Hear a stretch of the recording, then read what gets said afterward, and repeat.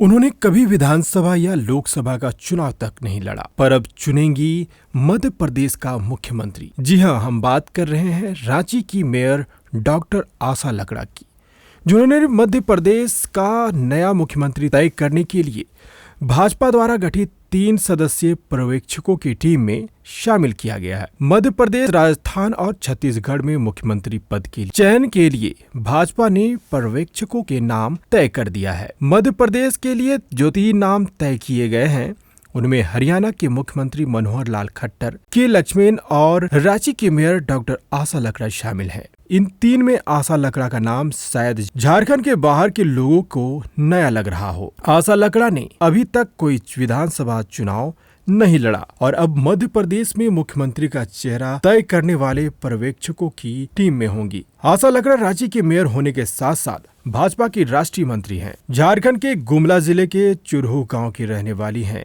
आशा के पिता हरि चरण भगत सीआरपीएफ के जवान थे। आशा की मां नहीं है। ये 4 बहनें हैं। साधारण परिवार की आशा के घर से कोई भी सदस्य राजनीति से नहीं है। आशा की राजनीतिक जीवन की शुरुआत छात्र राजनीति से हुई। वो प्रारंभिक दौर में अखिल भारतीय विद्यार्थी परिषद से जुड़ी रहीं। एबीवीपी में कॉलेज सचिव से लेकर राष्ट्रीय कार्यकारी सदस्य तक की जिम्मेवारियां निभाई। 2010 में आशा ने केंद्रीय मंत्री स्मृति ईरानी की टीम में महिला विंग की राष्ट्रीय सचिव बनी और दिल्ली और पश्चिम बंगाल की प्रभारी रही।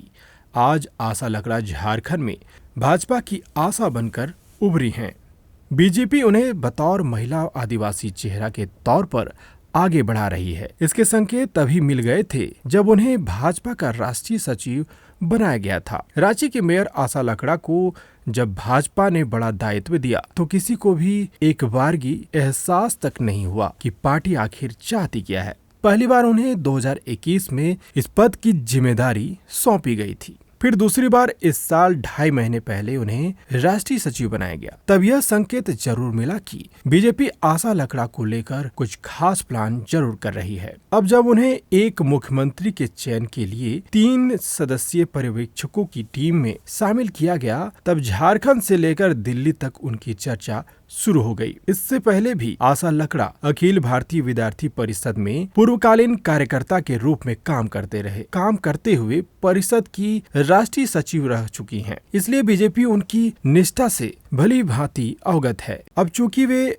एबीवीपी से जुड़ी रही हैं, तो निष्ठा के साथ अनुशासन भी उनके चरित्र में कूट कूट कर भरा है, जिसे पार्टी के आला कमान भी जानते हैं। उनका सबसे बड़ा पॉलिटिक्स प्लस पॉइंट है आदिवासी महिला होना, जिसकी तलाश बीजेपी झारखंड जैसे आदिवासी बहुल राज्य में अरसे से कर रही है। आशा का प्रोफाइल भी काफी लो रहा है। अखिल भारतीय विद्यार्थी परिषद से छात्र राजनीति में आई सीधी सरल सी सांवली लड़की ने बहुत जल्द ही अपनी संगठन क्षमता और व्यवहार कुशलता के बल पर कॉलेज से विश्वविद्यालय होते हुए शहर और राज्य में अपनी पहचान बनाई। अब वह राष्ट्रीय स्तर पर अपनी पहचान बनाने की ओर अग्रसर हैं। आशा लकड़ा पहली बार 2014 में रांची की मेयर बनी। भारतीय जनता पार्टी के राष्ट्रीय अध्यक्ष जेपी नड्डा के भरोसेमंदों की सूची में आशा ने जगह बना ली है।